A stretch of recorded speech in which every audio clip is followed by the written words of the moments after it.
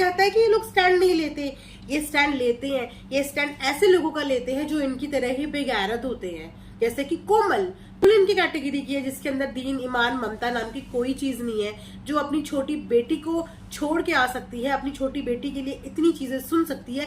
ऐसे लोगों को ये बहन बनाते हैं और ऐसे लोगों का ये स्टैंड लेते हैं। ये ऐसे लोगों का स्टैंड नहीं लेते जो इज्जत की दो रोटी खाते हैं, जो अपने दम पे आगे बढ़ना जानते हैं, अपनी मेहनत से आगे बढ़ना जानते हैं। क्यों? ऐसी क्या दुश्मनी है तुम्हारी अपनी बहन से कि तुमने अपनी बहन के लिए आवाज नहीं उठाई, लेकिन दूसरे की बहन को बहन बनाना तुम्हारा शौक है। तुम्हारे घर में कोई भी आता है तुम्हारी वो बहन बन जाती है। तुम्हारे पास अपनी खुद की बहनों की कमी है? पहले अपनी सगे रिश्तों को तो निभा लो, बाद में दूसरों की बहन बेटियों को अपनी बहन बेटियां बनाना, क्योंकि तुम लोग एक नंबर के मतलबी लोग हो। सो मेरे कमेंट्स पे बहुत सारे ऑडियंस ने ये डिमांड की थी कि मैम नाफरमान मलिक पे आपने कुछ रिएक्शन नहीं दिया, वो नाफरमान मलिक के लिए रिएक्शन सुनना चाहते थे। तो उन सबकी डिमांड को सराखों पे, तो आइए आज हम नाफरमान मलिक की लिए रिएक्शन देते हैं। So hello hi, welcome back to my channel Earth Mom Dehradun. जिसने चैनल को सब्सक्राइब नहीं किया है प्लीज चैनल को सब्सक्राइब कर दीजिए और अपने प्यारे प्यारे कमेंट सेक्शन में जरूर करना। तो आजकल नाफरमान मलिक की फैमिली को समाज सेवा का भूत चढ़ा हुआ है। उन्हें समाज सुधारना, समाज सेवा का कीड़ा काटा हुआ है, जिस कीड़े की जिस खुजली को मिटाने के लिए वो आजकल दर दर भटक रहे हैं, लोगों की मदद करने के लिए आगे आ रहे हैं। लेकिन शायद वो ये चीज भूल गए कि चाहे कोई गरीब हो चाहे कोई अमीर हो, सबसे पहली इंसान को जो प्यारी होती है वो होती है खुद की इज्जत।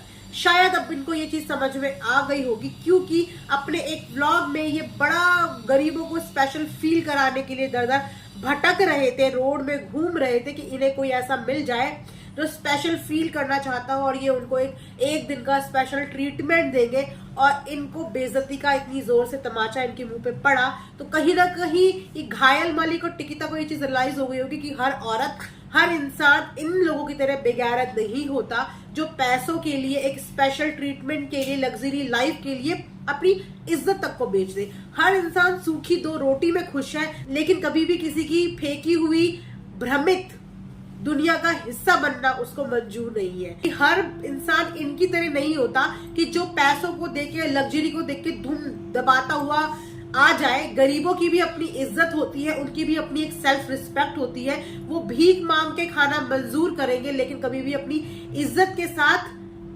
समझौता मंजूर नहीं करेंगे। तो ये तो इनकी औकात है। सोचो कि इतने गरीब लोग जो सड़कों में बेचारे भीख मांग के अपना पेट भरते हैं, उन्होंने तक इन लोगों की 2 मिनट की लग्जरी लाइफ में कोई इंटरेस्ट नहीं दिखाया। तो अब बात करते हैं कालिया की वीडियो की। तो जब कालिया ने अपनी वीडियो पोस्ट की थी तो उसने अपनी वीडियो में साथ साथ ये भी बोला था कि मुझे तो घायल ने, नाफरमान ने मना किया था कि नहीं, कुछ नहीं बोलना, इस बारे में कोई बात नहीं करनी, लेकिन मैं आ गया हूँ। मैं पागल हो गया था, मेरे को खुजली हो गई थी, मुझे चुल हो गई थी, मुझे मन कर रहा था कि लोग मुझे गालियां दे, तो मैं गाली खाने के लिए वीडियो बनाने के लिए आ गया। जो लोग एक भी मौका नहीं गवाते हैं समाज सुधार करने का, एक भी मौका नहीं गवाते हैं अपने आप को व्हाइट कॉलर शो करने का, वो लोग अपनी बहन के लिए इतनी बड़ी बात बोली हुई डाइजेस्ट कैसे कर गए? क्यों सामने आके उन्होंने अपनी बहन के लिए आवाज नहीं उठाई? जब बात कोमल ठकराल की आई थी तो तब इनके खानदान की घायल से लेकर एक एक बंदा उसके फेवर में आके बात करने के लिए खड़ा हो गया था।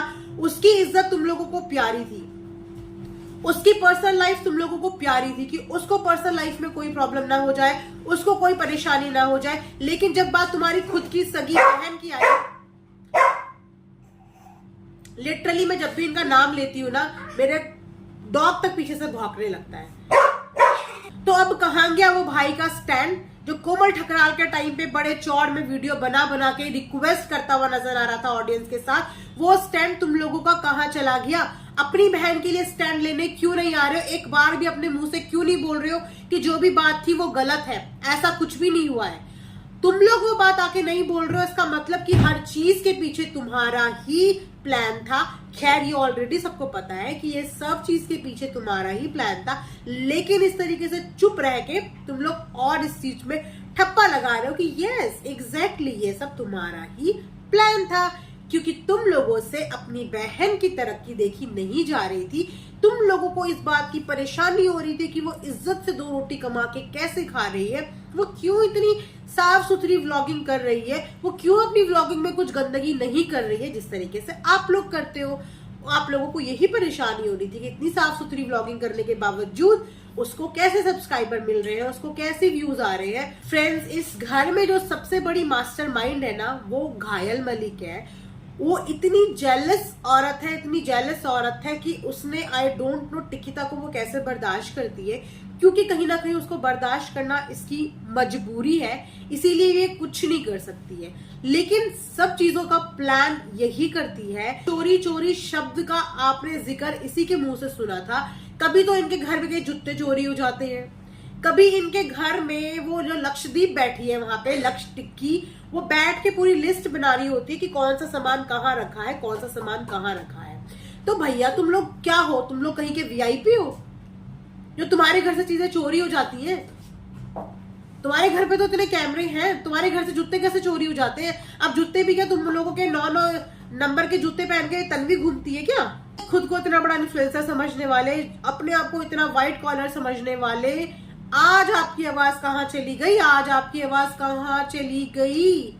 आई नो कि आप लोगों के मुंह से आवाजें तो निकलती नहीं है, लेकिन जो थोड़ी बहुत निकलती है उन्हीं आवाजों से थोड़ा सा बोल देते हैं अपनी बहन के लिए।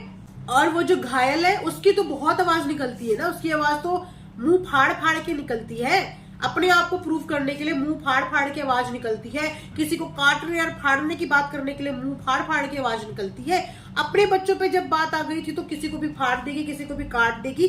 तो दूसरों के बच्चे पे जब बात आई है, वो दूसरा नहीं, वो तुम्हारे परिवार का ही बच्चा है, तो उसके बारे में तुम्हारी आवाज गले से बाहर क्यों नहीं निकल रही है? क्योंकि तुम लोग मजे ले रहे हो, पीछे से तुम लोगों को बहुत मजे आ रहे हैं, लेकिन ये मजे तुम लोगों को बहुत भारी पड़ने वाले हैं। क्योंकि जिस तरीके से तुम्हारा डाउनफॉल स्टार्ट हो चुका है, अगर तुम्हारी हरकतें इसी तरीके से रही, बहुत जल्द वाईटी में देखने के लिए तुम्हें कुत्ता तक नहीं आएगा। इनके परिवार की एक बच्ची की बेइज्जती हुई है, इनके परिवार की बहन की बेइज्जती हुई है, तो ये लोग कौन से कोनों में घुस के पार्टी मना रहे हैं, जश्न मना रहे हैं। सपना दीदी ने ये बात बताई थी कि 8 साल तक उनका किसी भी भाई से कांटेक्ट नहीं था। लोगों को ये तक नहीं पता था कि एज सच कोई इनका भाई भी है। 8 साल तक जिस बहन के दरवाजे पे तुम लोग नहीं गए, जिस बहन की सुख दुख तुम लोगों ने नहीं पूछा, तो तुम लोगों को क्या पता कि उसने 8 साल में क्या किया है, क्या नहीं किया है।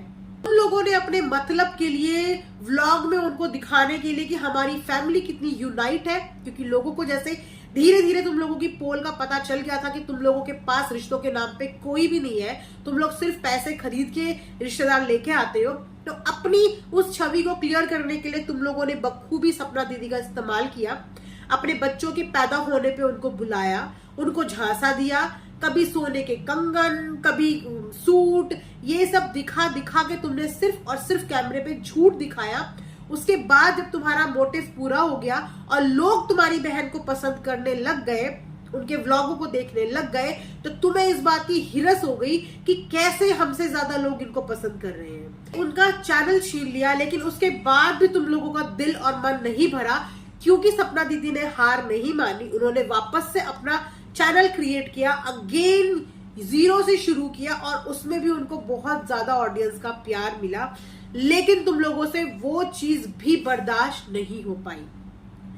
तब भी सपना दीदी ने कभी अपने व्लॉग में तुम लोगों का जिक्र नहीं किया, तुम लोगों की इज्जतें नहीं उछाली। जब तुम्हारी बच्चियों की बात आई थी तो वो औरत स्टैंड लेती हुई नजर आई थी, और अपने कई इंटरव्यू में उसने यही बोला है कि बच्चे मेरे भी बच्चे हैं, वो मेरे भाई के बच्चे हैं, भतीजे वो मेरे भी बच्चे हैं। तो बच्चों के लिए आज भी सपना दीदी के अंदर वो सॉफ्ट कॉर्नर है। तो के अंदर इंसानियत कहाँ मर गई?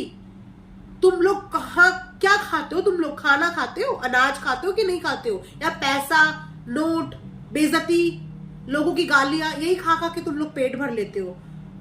क्योंकि जो इंसान अनाज खाता है उसके अंदर दिमाग भी होता है और उसके अंदर इंसानियत भी होती है। हमें तरस आता है तुम्हारे बच्चों पे, लिटरली तरस आता है। चाहे तुम उनको कितनी भी लग्जरी लाइफ दे दो, कितनी भी मटेरियलिस्टिक चीजें दे दो, लेकिन तुम्हारे बच्चों पे वाकई तरस आता है, क्योंकि उन लोगों की सोशल लाइफ बिल्कुल जीरो है।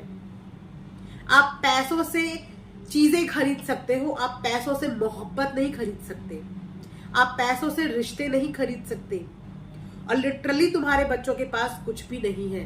आज का एक छोटा सा रिएक्शन नाफरमान मलिक के लिए आगे आने वाले टाइम पे और भी रिएक्शंस आएंगे, एज पर देयर एक्शंस हम लोग रिएक्शन देंगे। सो मिलते हैं नेक्स्ट वीडियो में, तब तक अपना ध्यान दीजिए, दुआओं में याद रखिए। Bye, take care.